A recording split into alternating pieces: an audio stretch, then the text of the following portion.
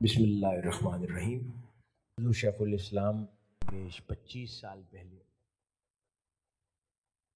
بین المذاہب ہم آہنگی کا تحریک منہاج القرآن کے پلیٹ فارم سے آغاز فرمایا، جہاں پر بہت ساری تحریک منہاج القرآن کے پلیٹ فارم سے خدمات انجام پائیں، تجدیدی نوعیت کی، فکری نوعیت کی، خدمت دین سے متعلق، خدمت انسانیت سے متعلق، تصوف سے متعلق، عقیدہ اہل سنت کے حوالے سے بے شمار خدمات ہیں جو حضور شیخ الاسلام کے ذریعے اللہ پاک نے اس دور میں امت محمدی صلی اللہ علیہ وآلہ وسلم کو عطا فرمائیں، اور منہاج القرآن اس کا ذریعہ بنا۔ وہاں پر ایک اور بہت بڑا فریضہ امت میں اور بین الاقوامی سطح پر امت مسلمہ کے امیج کو بہتر کرنے کے لیے، وہ دور کہ جب انتہا پسندی کا لیبل لگا ہوا تھا مسلمانوں کے اوپر، مسلمانوں پہ ٹیگ لگا ہوا تھا کہ ان میں گنجائش نہیں ہے، نہ مسلکی ہم آہنگی ہے، نہ مذہبی ہم آہنگی ہے۔ اس دور میں 96-97 میں شیخ الاسلام نے دیگر کاموں کے ساتھ بین المذاہب ہم آہنگی کی بھی بنیاد، منہاج القرآن کا ایک پلیٹ فارم، آپ لوگ جو پرانے ہیں وہ جانتے ہیں کہ مرکز کے اوپر پروگرامز کا انعقاد کیا جاتا تھا، اور آپ نے خود ان میں شریک ہونا۔ آپ کو پتہ ہے حضور شیخ الاسلام نے بہت مخالفت اور فتووں کا سامنا فرما کر کرسچن کمیونٹی کے لیے جو مرکزی مسجد ہے منہاج القرآن کی، اس کے دروازے کھولے۔ آقا علیہ الصلوۃ والسلام کی سنت مطہرہ کی روشنی میں وہ وفد آیا، ان کو وہاں عبادت کی اجازت، دروازے کھولیے، ویلکم کیا۔ پھر مسلم کرسچن ڈائیلاگ فورم کی بنیاد رکھی، مسلم ہندو ڈائیلاگ فورم کی، مسلم سکھ ڈائیلاگ فورم کی۔ پھر ان تمام کمیونٹی کے جو ریلیجس لیڈرز تھے ان کو آپ دعوت دیتے تھے۔ 90s کا جو زمانہ ہے، 95 سے 2005-06 تک 8-10 سال کم و بیش مرکزی سطح کے اوپر اس کمیونٹی کے لیے کرسمس کی سیلیبریشنز ہوتی تھی۔ بہت مذہبی طبقات نے اس وقت فتوے بھی لگائے، بہت زیادہ شور کیا۔ کئی ساتھیوں کو سمجھ نہیں اس وقت آتا ہوگا کہ شیخ الاسلام آؤٹ آف دا وے جا کر اتنی گنجائش ان کے لیے کیوں کر رہے، لیکن یہی وہ نور بصیرت اور حکمت ہے جو کہ ان کی مجددانہ شخصیت کا خاصہ ہے، کہ آپ کی نگاہ میں وہ نتیجہ تھا جس کا آج ہم سب نے منظر دیکھا۔ آج وہ خود سٹیج پہ تشریف فرما نہیں تھے، لیکن ان کی اس ایفرٹس کا ثمر ہم سب نے اتنے سال بعد وہ منظر دیکھا۔ اسی طرح ہر چیز کا آغاز انہوں نے کبھی نہ کبھی فرمایا ہے، لیکن اس کا نتیجہ آج ہمیں نظر آ رہا ہے۔ تو اس وقت آپ نے یہ دروازہ کھولا، بہت لوگوں نے اعتراض کیا، آپ نے ان کا جواب نہیں دیا، آپ خود کرسمس میں شریک ہوتے، ان کے ساتھ سیلیبریٹ کرتے۔ اس کا نتیجہ یہ ہوا کہ جو نان مسلم کمیونٹی تھی وہ قریب ہوئی، انہوں نے آنا شروع کیا، مسلمانوں کے ایک بہت بڑے طبقے کے ساتھ اعتماد ہوا، انٹرفیتھ ہارمنی کا ایک سلسلہ شروع ہوا۔ بلکہ مجھے لاہور کئی مرتبہ اس وقت جو نیشنل لیول کے اوپر انٹرفیتھ کی ایکٹیویٹیز کرتے ہیں نا، کچھ علماء بھی اور مشائخ بھی، بڑی معروف لوگ، وہ پورے وفد مجھے کئی بار آ کر ملے ہیں۔ اب وہ برملا آ کر یہ کہتے ہیں، معروف لوگ جو اس وقت اب چیمپئنز ہیں اور معروف ہے، شناخت ہے ان کی انٹرفیتھ، وہ کہتے ہیں کہ ہم میں تو حوصلہ ہی نہیں تھا انٹرفیتھ کا، یہ ہماری جھجک شیخ الاسلام نے اتاری ہے۔ ہمیں تو یہ کانفیڈنس ہی نہیں تھا کہ اسلام کس حد تک ان کے ساتھ اظہار محبت کا کہتا ہے، یہ تو ساری جھجکیں شیخ الاسلام نے ہماری اتاری ہے کہ ان کو گلے لگائیں آپ۔ اتنا کھل کے تو اسلام کی تعلیمات کتب میں ہمیں نظر ہی نہیں آتی تھی، حالانکہ سب کچھ موجود تھا آقا علیہ الصلوۃ والسلام کی، لیکن علماء اسے بیان نہیں کرتے تھے۔ یہ تو شیخ الاسلام نے کانفیڈنس ہمیں دیا ہے کہ حضور کی یہ شفقت ہے، حضور نے یہ گنجائشیں سب کے لیے دی ہیں، تو ہم کون ہوتے ہیں ان پر تنگی کرنے والے۔ تو وہ جو اس زمانے میں انٹریکشنز آپ نے بڑھائے، شفقتیں فرمائیں، اس کا یہ نتیجہ ہوا کچھ سال پہلے کرسچن کمیونٹی اب وہ مذہبی طور پر، یعنی مسلمان جدا ہے، مسلمانوں کے ہاں اسلام مکمل ہی تب ہوتا ہے نا اگر ہم باقی پیچھے جو بنی اسرائیل کے اور دیگر جن کا قرآن مجید میں تذکرے انبیاء کرام پر بھی ایمان لائیں، ایمان کا حصہ ہے، ہمارے لیے تو شرط ہے سیدنا عیسیٰ علیہ السلام پر بھی ایمان رکھنا، لیکن کرسچینٹی میں ان کے لیے یہ شرط نہیں ہے کہ انہوں نے سیدنا عیسیٰ علیہ السلام کے بعد آقا علیہ السلام پر بھی ایمان لانا ہے، ان پر ان مذہبی شرط نہیں ہے۔ ہم اگر سیدنا عیسیٰ علیہ السلام کا دن منائیں تو مذہبی باؤنڈریز میں آ جاتا ہے، ان پہ شرط نہیں ہے، لیکن وہ شیخ الاسلام کی ون سائیڈڈ محبت، شفقت اور ان کو اعتماد دینا تھا کہ پچھلا کچھ عرصہ پہلے کئی مرتبہ اب کرسچن چرچز کے اندر بھی آقا علیہ السلام کا ولادت منائی گئی، جشن میلاد منایا گیا، انوائٹ کیا، میں خود گیا، خطاب بھی کیا وہاں پر، چرچز کے اندر حضور کی میلاد اور شان بیان ہو رہی ہے۔ یہ منظر کہاں کب کس نے دیکھے تھے، کسی نے سوچے بھی نہیں ہوں گے، لیکن یہ ان کو اعتماد ملا کہ اگر مسلمان ہماری کرسمس سیلیبریٹ کر سکتے ہیں تو ہم حضور کا میلاد کیوں نہیں منا سکتے۔ یہ وہ ایک حکمت پر مبنی عمل تھا جس سے ایک امن کی راہ کھلی۔ یہی پھر دیگر ساری کمیونٹیز کے ساتھ بھی، سکھ کمیونٹی پھر پوری دنیا کے اندر اسی طرح کی وہ گنجائشیں رکھتی ہیں، آتی ہیں، اور پھر انٹرفیتھ ڈائیلاگ کا مستقل ایک ڈپارٹمنٹ قائم کیا گیا، وہ جاتے ہیں مسلسل، ہر ان کے ایونٹس میں شریک ہوتے ہیں، اعتماد ہوا اس سے۔ اس کا نتیجہ آج یہ ہے کہ تاریخ میں پہلی مرتبہ کوئی گردوارہ آقا علیہ السلام کا میلاد منا رہا ہے۔ یہ عجیب باتیں ہیں، یہ عجائب میں سے باتیں ہوتی ہیں اگر غور کریں، اور یہ منظر ہمیں شیخ الاسلام نے دکھائے ہیں، ان کی ایفرٹس نے پے بیک کیا ہے، سال ہا سال کی کوششوں نے۔ یہی وجہ ہے کہ آج پر اعتماد ہو کر آپ ساروں نے پھر ان کا حوصلہ بڑھایا، کثیر تعداد میں شریک ہوئے، ان کی کانفرنس کو کامیاب کیا، دور دراز علاقوں سے، جڑا والا سے بھی، دیگر شہروں سے، ہر جگہ سے سفر کر کے، شیخو پورہ سے آپ لوگ پہنچے۔ تو در حقیقت آپ لوگ کیوں پہنچے؟ ایک تو حضور کے میلاد کی شرکت تھی، وہ تو آپ کے شہروں میں بھی ہوگا، لیکن آپ نے بہت نیکی کا کام کیا کہ ایک ایسی کمیونٹی جو پہلی مرتبہ حضور کا میلاد منانے جا رہی ہے، آپ نے ان کا حوصلہ بڑھایا، اتنی کثیر تعداد میں شریک ہو کر ان کے پروگرام میں، جس پر کتنا خوبصورت اعلان کیا انہوں نے کہ اب ہر سال ہم یہ کریں گے۔ یعنی مسلمان کریں تو سمجھ آتی ہے، یعنی دوسرے جو مذاہب ہیں یا طبقات ہیں، وہ تاجدار کائنات صلی اللہ علیہ وآلہ وسلم، یہ حضور کی خدمت ہے،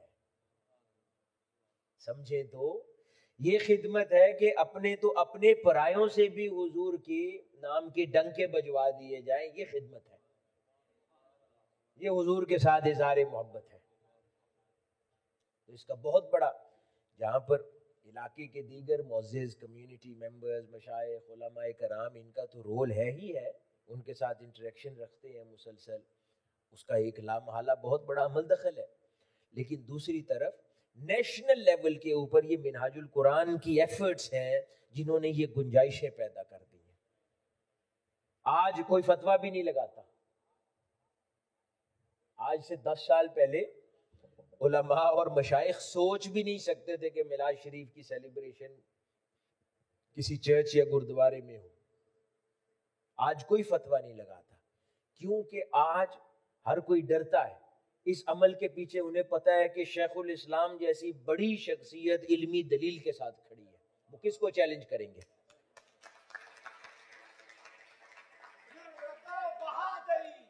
تو آج ہر وہ مذہبی طبقہ، مشائخ اور علماء اگر کانفیڈنس سے جا کر انٹرفیتھ ایکٹیویٹی کرتے ہیں تو ان کو دلیل اور کی کون سی اتھارٹی سے ملی ہے؟ کسی اور کا نام بول دیں، کسی علمی بڑی شخصیت سے اتھارٹی ملی ہے؟ نہیں ملی۔ ان کو یہ کانفیڈنس شیخ الاسلام کی علمیت کا ہے پیچھے، کہ اگر شیخ الاسلام نے یہ کام کیا ہے تو درست ہے وہ. اور یہ اظہار مجھے خود کر گئے ہیں یہ احباب کے مرکز پہ. یہ ساتھی جو ہمارے اسکالر، یہ جو مختلف علماء اس وقت انٹرفیت کرتے ہیں، یہ خود بتا گئے ہیں کہ ہمیں ہمت نہیں ہوتی تھی، شیخ الاسلام نے ہمیں کانفیڈنس دیا. لیکن یہ کار ہے نمایاں، چھوٹے چھوٹے ہر فیلڈ میں منہاج القرآن کے ہیں. منہاج القرآن والوں،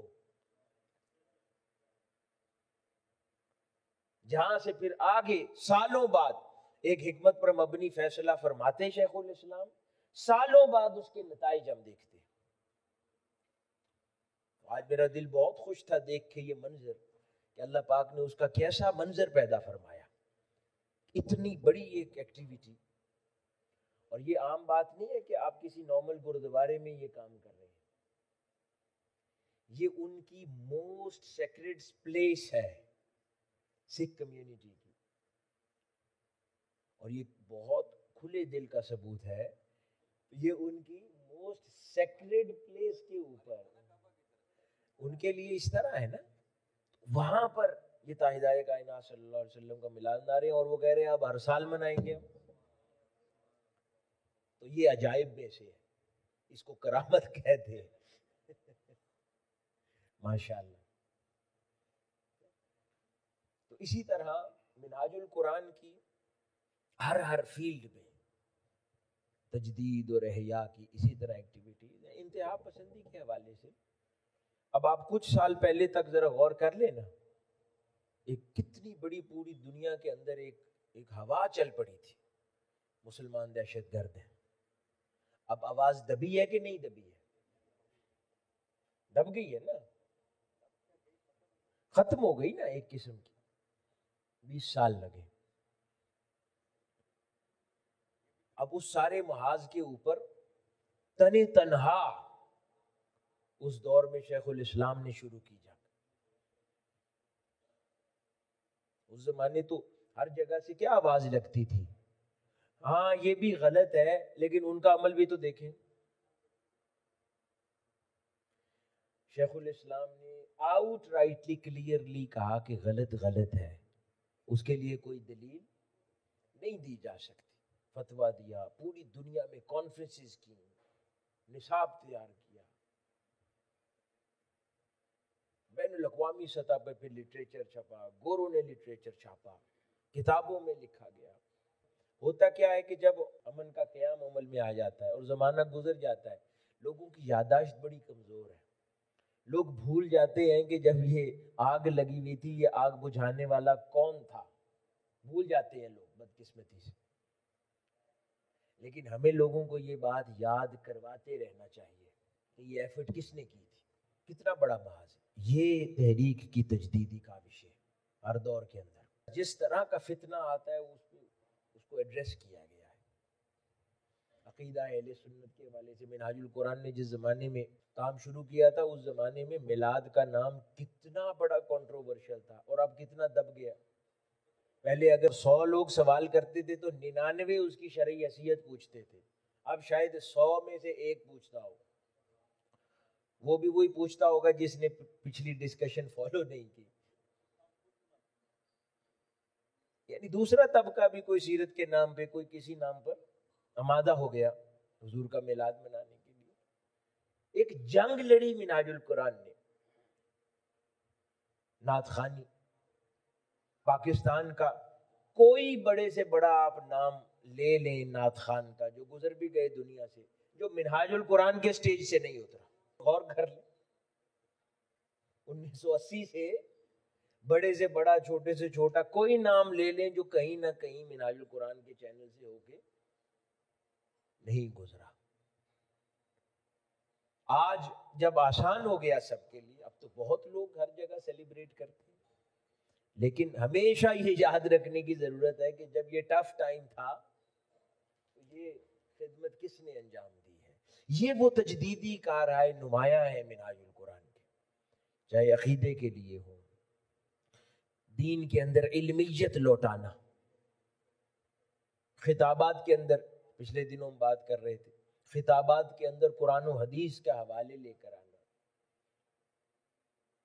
آپ آج سے 20 سال پہلے چلے جائے، خطابات میں کہاں حضور کی رحمت کے تذکرے ہوتے تھے، یہ کہاں روایات ہوتی تھی، یہ ساری یہ لٹریچر کہاں سے آیا ہے؟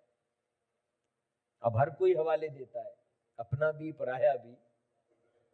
یہ شیخ الاسلام کی عطا ہے اس دور میں۔ تو یہ عظیم کارہائے نمایاں میلاد مصطفیٰ کی بہت تاریخ ساز کانفرنسز کرنا، اعتکاف کے اہتمام، آپ غور کرتے چلے جائیں، جدھر جدھر کام کا آغاز کیا گیا ہے، کوشش کی گئی ہے، سالوں بعد وہاں پر ریزلٹس پیدا ہوئے ہیں۔ پھر جب ریزلٹس پیدا ہوتے ہیں آسان ہو جاتا ہے، پھر تو ہر کوئی چل پڑتا ہے نا، لیکن بات وہی ہے کہ آغاز کون کرتا ہے مشکل حالات کے اندر۔ تو یہ کریڈٹ بھی اس وجہ سے ہمیشہ اس فخر کو محسوس بھی کیا کریں، اور یہ تجدیدی کارہائے نمایاں جو کہ مجدد وقت کرتا ہے۔ اب سوال پیدا ہوتا ہے نا کہ یہ تجدیدی خدمت ہے، یہ تو اللہ پاک تجدید دین جو ہے اس قسم کا وہ تو اپنے مجدد سے کرواتا ہے نا۔ اب سوال پیدا ہوتا ہے کہ اس مجدد کے ساتھ جو وابستہ ہیں، جو منہاج القرآن والے ہیں، انہوں نے کیا کرنا ہے؟ انہوں نے تو بیٹھ کے سب نے کتابیں نہیں لکھنی، کوئی نئی تجدید تو نہیں کرنی انہوں نے، تو ان کا کیا کام ہے؟ جب ہر دور میں مجددین آتے رہے ہیں، بڑی بڑی شخصیات آتی رہی ہیں، تو جو ان کے فالوورز ہوتے تھے نا، وہ اس پوری کاز کا حصہ بن جاتے تھے۔ اب وہ جو اللہ والا تھا، مجدد تھا، شخصیت تھی، جو محدث تھا، وہ علمی کام کر دیتا تھا جو کہ عام آدمی تو نہیں کر سکتا، پھر اس کام کو باقی دنیا تک پہنچانے کا کام اس کے فالوورز کرتے تھے، تو وہ تجدیدی خدمت یوں مکمل ہوتی تھی۔ ایک شخصیت لکھنے کا کام کرتی تھی، فلسفہ دینے کا کام کرتی تھی، اور جو فالوورز تھے اس کو وہ باقی لوگوں تک پہنچاتے تھے، کبھی اپنی جسمانی استطاعت سے، کبھی وقت دے کر، کبھی محنت سے، کبھی وسائل سے، کبھی کوششوں سے، نہیں تو فکر تو ایک بند کمرے میں محدود رہ جائے نا۔ تو وہ تجدید تب مکمل ہوتی ہے کہ لکھنے والا لکھے، خطاب کرنے والا داعی اس کو خطابت کے ذریعے پہنچائے، اور جو فالوور ہے اس شخصیت کا، وہ باقی اپنے وقت کے ذریعے، اپنی کوشش کے ذریعے، اپنے وسائل کے ذریعے وہ اہتمام کرتا ہے کہ روح زمین میں ہر شخص اس سے واقف ہو جائے۔ تو ہر شخص پھر اسی تجدیدی خدمت کا کامل حصہ بن جاتا ہے، اور اس سب کے لیے اللہ پاک اسی اجر میں برابر حصہ رکھتا ہے جو وہ تجدید کرنے والے کے لیے ہوتا ہے۔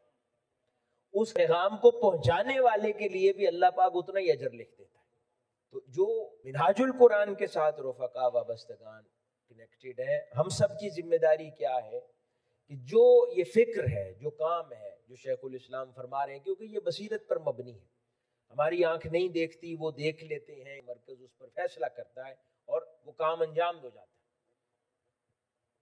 کچھ سالوں بعد اس کا نتیجہ نظر آتا ہے۔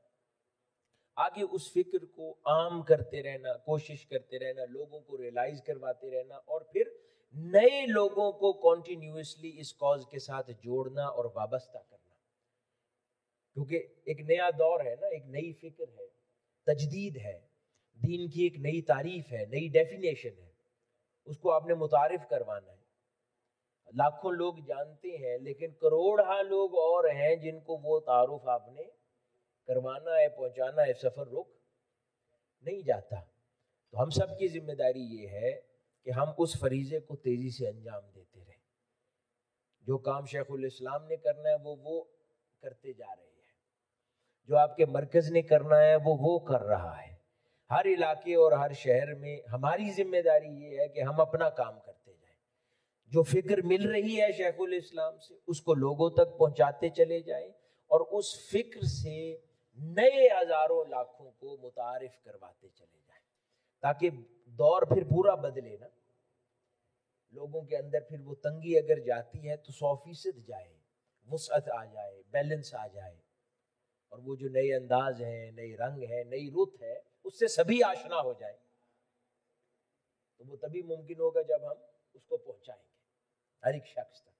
تو ہم سب کی ذمہ داری یہ ہے کہ جو مرکز سے ٹارگٹس ملتے ہیں، علاقائی طور پر اپنی تنظیم سازی کریں، مکمل کریں، افرادی قوت میں اضافہ کریں. ہر شخص کو جو ٹارگٹ ملتے ہیں نئے لوگوں تک دعوتی سرگرمیوں کے ذریعے آپ پیغام پہنچائیں، رفاقت سازی کریں، لوگوں تک حضور شیخ الاسلام کا لٹریچر پہنچائیں، خطابات پہنچائیں، ان کو وابستہ کریں، مشن کی ایکٹیویٹیز میں انوائٹ کریں.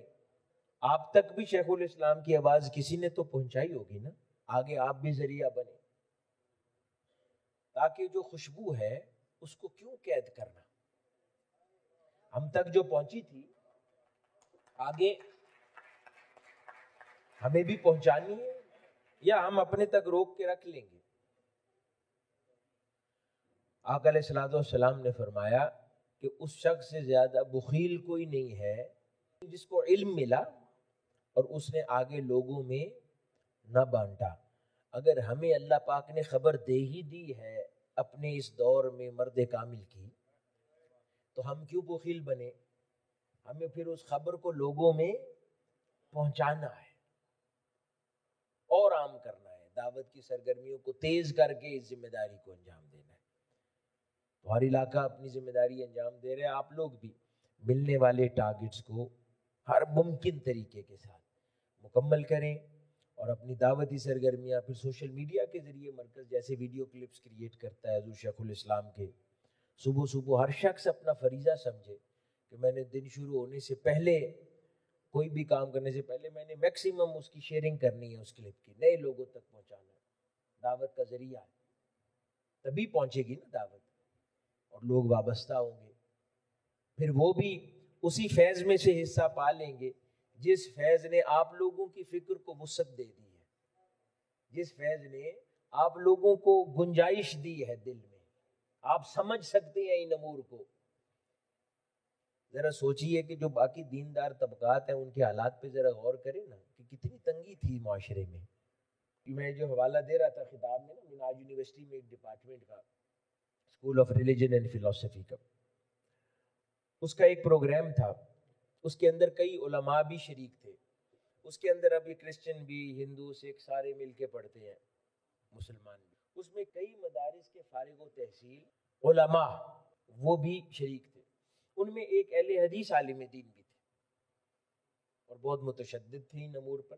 انہوں نے پورا کورس کیا وہاں ریلیجن اینڈ فلسفی میں، جس کے اندر سارے مذاہب پڑھائے جاتے ہیں، ان کی تاریخ پڑھائی جاتی ہے، جس سے حقیقی معنوں میں جو دور بیٹھ کے مذاق اڑاتے ہیں ان کے لیے احترام پیدا ہو جاتا ہے. جب آپ کسی کی بھی کہانی جان لیں تو دل سے احترام کرنے لگ جاتے ہیں. دور بیٹھے ہوئے مذاق کرتے ہیں، لیکن جب قریب آئیں کہ کوئی ایسا کام کیوں کرتا ہے، جب وہ جانے تو اس کے لیے احترام پیدا ہوتا ہے. تو وہ اس ڈپارٹمنٹ میں جب سارے مذاہب کے بچوں کے ساتھ وہ انٹریکٹ کرتے ہیں تو بہت جانتے ہیں، تو وہ طبیعتیں بدلتی ہیں. انٹرسٹنگ کام یہ ہوا، ان کی ایک اختتامی تقریب تھی اس کورس کی، تو انہوں نے مجھے ڈپارٹمنٹ والوں نے دعوت دی. سارے بیٹھے ہوئے تھے، کرسچنز بھی، ہندو بھی، سکھ بھی بیٹھے تھے، علماء مسلمان بھی بیٹھے تھے، وہ فارغ و تحصیل اہل حدیث عالم دین بھی بیٹھے ہوئے تھے. میں نے ویسے پوچھا کہ کیسا رہا ایکسپیرینس آپ لوگوں کا، تو ہر کوئی اچھے الفاظ. وہ کھڑے ہو گئے عالم دین، وہ کہتے ہیں کہ میں یہاں آیا ہوں، میں نے یہاں سے اب ڈگری کی ہے، فارغ ہو کے جانے لگا ہوں. میں ایکسپیرینس آپ کو عمل سے بتانا چاہتا ہوں. اہل حدیث عالم دین، ساتھ ان کے بیٹھا تھا ایک کرسچن. انہوں نے گلاس پانی کا لیا، جگ سے پانی ڈالا اس میں، اور سامنے میرے کھڑے کھڑے اس کرسچن کو دیا کہ آدھا پیو. اس نے وہ گلاس آدھا پیا، پھر اس سے لے کے ساروں کے سامنے انہوں نے خود پیا. اہل حدیث عالم دین انہوں نے پیا، اور پھر مجھ سے مخاطب ہو کے کہنے لگے کہ ڈاکٹر صاحب آپ پوچھ رہے تھے نا کہ اس کورس نے کیا اثر ڈالا ہے. وہ کہتے ہیں جب تک میں اس کورس میں آیا نہیں تھا نا، شاید میں یہ کام کرنے سے پہلے اپنی جان دے دیتا.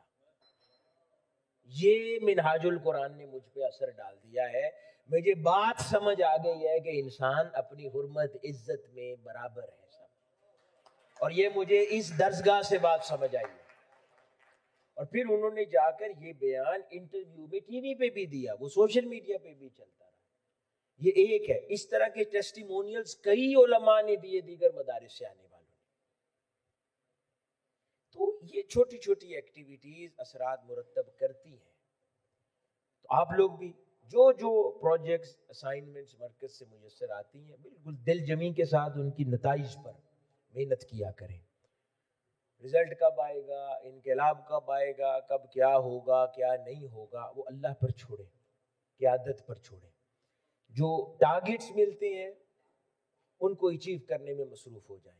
اللہ پاک آہستہ آہستہ منظر دکھا رہا ہے، کامیابیاں عطا کرتا ہے. یہ کوئی چھوٹی موسمی چیزیں، تبدیلیاں یا انقلاب موسمی نہیں ہوتے، یہ ان کو زمانے لگتے ہیں. تو اس کے لیے پیشنس بھی چاہیے. ہم لوگ ہو جاتے ہیں بے چین کیونکہ ہم لوگ اپنی زندگی کے حساب سے دیکھتے ہیں نا کہ میری زندگی کے اتنے سال اس کام پہ لگ گئے، لیکن ہم وہ چند سالوں میں ہم قوموں کی تقدیر بدلنے کا سوچ رہے ہیں. یعنی اپنی اتنی سی زندگی کے چند سالوں پر ہم کہتے ہیں کہ مولا قوم کی تقدیر بدل دے. قوموں کے نظام تو صدیوں پر محیط ہوتے ہیں. تو اللہ پاک کے نزدیک تو وہ نمک بھی نہیں ہے کسی ایک انسان کی زندگی کے چاہے 50 سال بھی لگے ہوں. اس نے جب قوم کی تقدیر بدلنی ہے اس نے صدیوں کے حساب پہ دیکھنا ہے کہ اس نے کب بدلنی ہے. اس نے ایک انسان کی 70-75 سال کی ہم جیسے کسی شخص کی زندگی کے اگر کچھ سال لگے ہوئے ہیں وہ میٹر، ہاں، لیکن وہ سب لکھ لیتا ہے. کس نے کتنا کام وقت دیا وہ لکھا جاتا ہے، وقت ضائع نہیں جاتا. فرماتا ہے جس دن تبدیلی آئے گی، صحیح انقلاب آئے گا، سب کا لکھا ہوا محفوظ ہے، وہ سب کا گن لیا جائے گا اس انقلاب کی منزل میں کہ کس کس کی کیا قربانی ہے، سب کا لکھا موجود. یہ جیسے ہم کہتے ہیں نا کہ امام مہدی علیہ السلام تشریف لائیں گے، وہ تو نہ جانے کب آئیں گے، لیکن فرمایا کہ ہر دور میں منہاج القرآن جیسی عظیم تحریکیں اٹھتی رہتی ہیں. یہ سب ہراول دستے ہیں امام مہدی کی اس بڑی ایکٹیویٹی کے. اب وہ نہ جانے ہزاروں سال بعد آئے، لیکن ہر صدی میں جو تحریک اٹھے گی وہ امام مہدی کی اس بڑی تحریک کی راہ میں بھی تو لکھی جا رہی ہے نا. امام مہدی کی جو بڑی آنی ہے موومنٹ، ہر صدی میں اٹھنے والی موومنٹ، اس میں بھی تو لکھی جا رہی ہے نا. اگر اللہ پاک ہزاروں سال بعد آنے والے امام مہدی علیہ السلام کی تحریک میں ہر 100 سال کی مجددانہ تحریک کی خدمت وہاں بھی لکھ رہا ہے، تو اس لیے اس میں پریشان ہونے کی ضرورت نہیں. جب بھی اللہ پاک نے کسی قوم کی تقدیر کو بدلنا لکھا ہے، جب جس نے جتنی ایفرٹ کی ہوگی اللہ پاک شمار کر لے گا. تو اس لیے اس پہ بے قرار ہونے کی حاجت نہیں ہے. بس ہمیں اپنا کام کرنا ہے، جو کام ملتا جا رہا ہے وہ کرنا ہے.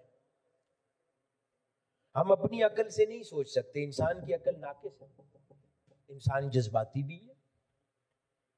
وہ پریشر میں فیصلے جذباتی نوعیت کے کرتا ہے. اس وجہ سے اللہ اور اس کے رسول پر اور قیادت پہ چھوڑ دینی چاہیے بات، اور کام اپنا ریزلٹس پہ جو ٹارگٹس ملے فوکس کرتے جائیں، اپنا کام کر کے دیتے جائیں بس. اور پھر چھوڑ دیں اللہ اس کے رسول پر کہ کب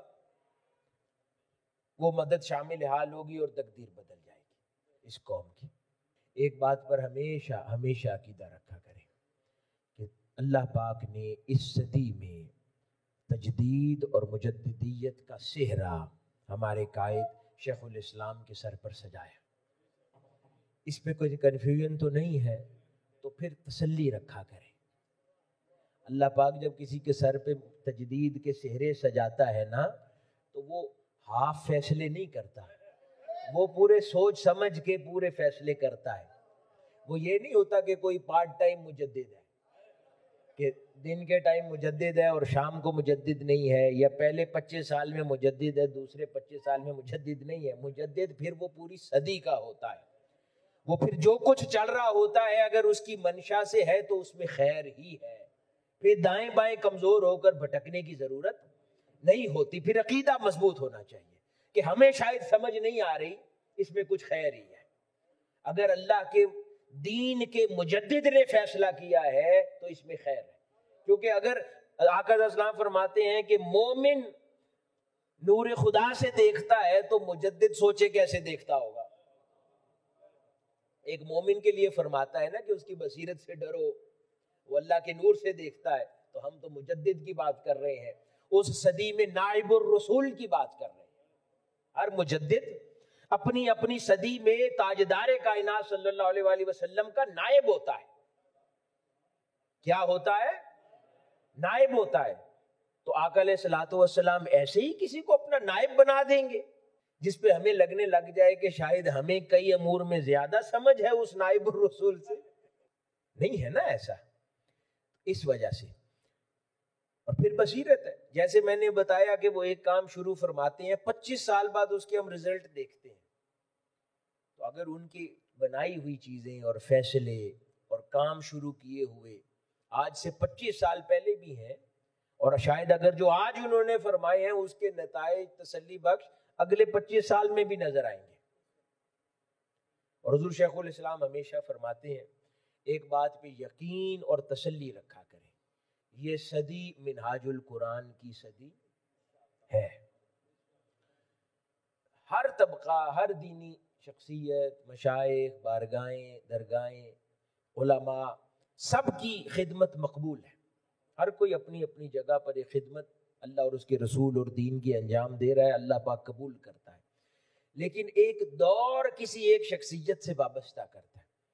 جیسے امام غزالی ہیں، ابھی امام غزالی کے زمانے میں علماء، مشائخ، اولیاء اللہ کم ہوں گے نا، لیکن وہ پورا دور کسی ایک امام سے منسوب ہو گیا نا.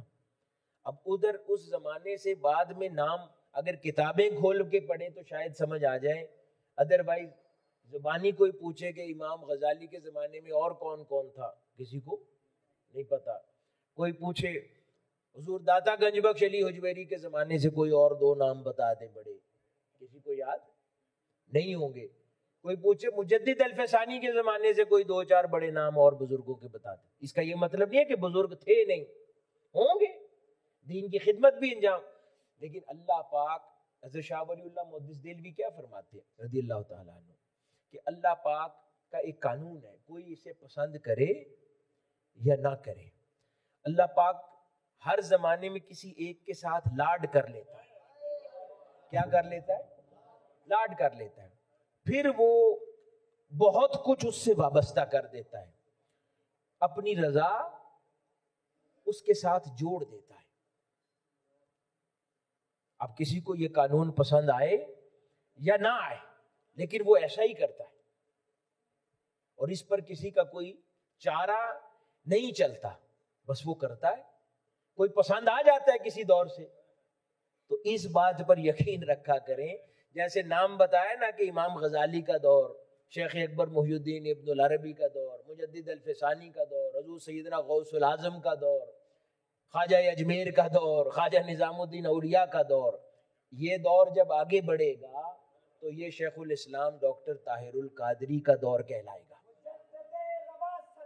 اس کو میں کہہ رہا ہوں، اسی شے کو میں کہہ رہا ہوں کہ کیونکہ یہ دور کہلائے گا، اس لیے میں نے کہا کہ اس دور، اس زمانے اور اس صدی کی منہاج القرآن مجددانہ تحریک ہے. اور حضور شیخ الاسلام یہ فرماتے ہیں کہ اس پر ایمان رکھا کریں، اعتقاد رکھا کریں، اس پر کمزور نہ ہوا کریں. باقی ہر چیز محالات سے متعلق ہے. کبھی حالات سازگار ہیں، کبھی حالات سازگار نہیں ہے. کبھی آپ میڈیا پر ہیں، کبھی میڈیا پر نہیں ہے. کبھی آپ سڑکوں پہ جلسہ جلوس کر رہے ہیں، کبھی آپ اداروں پہ محنت کر رہے ہیں. کام مختلف طرح کے ہو سکتے ہیں. جلدی کس بات کی ہے؟ یہ پوری صدی اللہ پاک نے منہاج القرآن کو دی ہے، اور اس صدی میں تاجدار کائنات صلی اللہ علیہ وآلہ وسلم کی امت کا، خدمت کا اور دین کا صحرا ہے ہی منہاج القرآن کے ساتھ. اب اس کے لیے حالات ایک سے نہیں رہتے. آپ کبھی دن بھر میں انرجی لیول ایک رہ سکتا ہے آپ کا؟ کبھی آپ فریش زیادہ ہوتے ہیں، کبھی تھکاوٹ ہوتی ہے، کبھی آپ سو رہے ہوتے ہیں، کبھی کھانا کھا رہے ہوتے ہیں، کبھی ایکسرسائز کر رہے ہوتے ہیں. پورے دن میں انرجی لیول ایک نہیں ہوتا. تو ہر وقت آپ جذباتی کیفیت میں نہیں رہ سکتے نا. اگر آپ ہر وقت آپ جذباتی کیفیت میں بطور انسان رہیں، آپ کا نروس بریک ڈاؤن ہو جائے گا. ہر وقت غصے میں رہ کر دیکھیں یا ہر وقت بلڈ پریشر ہائی ہو تو آپ کا نروس بریک ڈاؤن ہو جائے گا. اسی طرح جب تحریکوں کی ایک طویل زمانہ زندگی ہوتی ہے، طویل عرصہ، آپ نے اپنی انرجی کو بھی سیو کر کے چلنا ہے، آپ نے اپنے وسائل کو بھی دیکھ کے چلنا ہے، آپ نے حالات کو بھی دیکھنا ہے کہ کب آپ نے کیا کرنا ہے. ایسا تو کوئی ہے نہیں کہ دو سال یا 3 سال کی مہلت ہے، آپ کو ایک کام کرنا ہے اور بس ختم. نہیں، آپ کو خدمت دین کے لیے صدی ملی ہے، اس صدی کو پلان کرنا ہے، آپ نے حکمت کے ساتھ چلنا ہے، سب کچھ ضائع بھی نہیں کر دینا. اس طرح کی 1000 حکمتیں ہوتی ہیں جو مد نظر رکھ کے پیشنس کے ساتھ چلتے ہیں. اب ان حکمتوں کو سمجھنا بہت آسان نہیں ہوتا، تو اس کا آسان حل یہ ہے جو حضور کا امتی کرتا ہے. کشتی انہی پہ چھوڑی ہے، لنگر اٹھا دیے، بس قیادت پہ اعتماد کر کے پھر کشتی چھوڑ دے، ادھر اپنے ریلیٹڈ ریزلٹس پروڈیوس کرتے رہے. بس باقی کیا، کب کیسے منصوبہ بندی کی جانی ہے، کہاں وسائل خرچ ہونے، کہاں نہیں ہونے، اس کی منصوبہ سازی الگ. باقی حالات واقعات جذباتی ہو کر ان چیزوں میں حکمت مومن کی گمشدہ میراث ہے. تو ہمیشہ جذباتی کیفیت میں اس کو جملے کو یاد رکھا کریں، ہمیشہ جذباتی نہیں رہا جا سکتا. جذبات کبھی کبھی زیب دیتا ہے. تو یہ فکر کو، تحریکی زندگی کو ایک پیش ہے نا، اس کے ساتھ چلنا ہے. اللہ پاک ہم سب کا حامی و ناصر ہو، ہمارے حال پر لطف و کرم فرمائے، جو باتیں کی ہیں ان کو سمجھنے کی بھی اور عمل پیرا رہنے کی توفیق عطا فرمائے. والسلام وما علینا الا البلاغ.